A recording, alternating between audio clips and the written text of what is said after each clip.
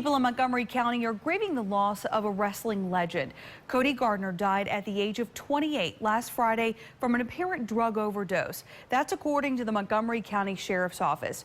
Gardner wrestled at both Virginia Tech and Christiansburg High School, where he was ranked #1 in the country his senior year. New tonight at 11, our very own Rob Manch spoke with Gardner's former coach and one of his former teammates. So, Rob, I'm sure this is coming as a shock to a lot of people. Yes, it is. His death was certainly a shock to many of those who knew him, but the circumstances surrounding it, sadly, were not. Gardner's former coach, Kevin Dresser, tells me he knew Gardner was dealing with a drug addiction for many years, but had heard he was getting help. He says the loss is a tragedy that Gardner's family wants to work to prevent from ever happening again.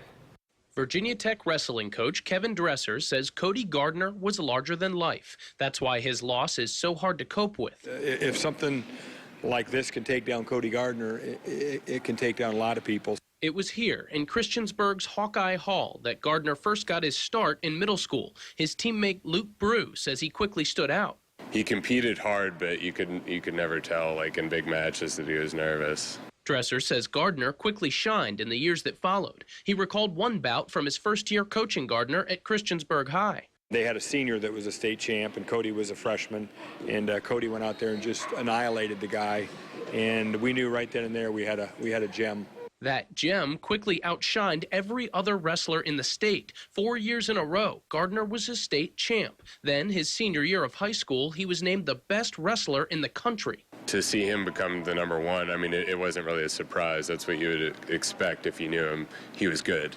Dresser took a job at Virginia Tech, and he says Gardner was his first recruit. But around that time was when Gardner's drug problem became apparent. You know, everything that had been easy for Cody in his life, now he kind of had a battle on his hands. After one semester, Gardner quit wrestling. Dresser says he met with Gardner's family. It was mutually kind of agreed on between his family and myself and him that, you know, it's probably best for him to get away from home for a while. From there, Gardner went to Ohio State, then to a Division III college, never achieving his high school success. He knew that he had an addiction, and, you know, the thing about Cody was Cody wasn't a guy that made excuses. He took things head on, and even at the end, you know, he wanted to beat this disease. He took the classes, he did the rehab.